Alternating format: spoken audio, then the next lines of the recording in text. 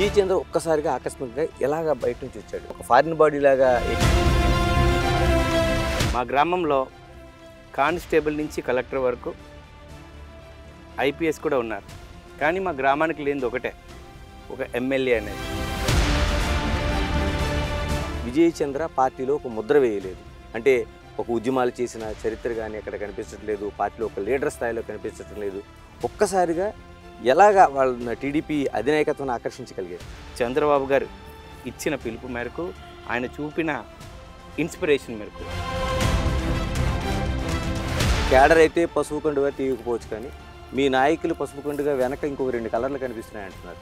Party కోసం ఎవరైనా, ఏ వ్యక్తి అయినా అన్యాయం చేస్తాడని అంటే మాత్రం ఇంతకుముందు తెలుగుదేశం కాదు.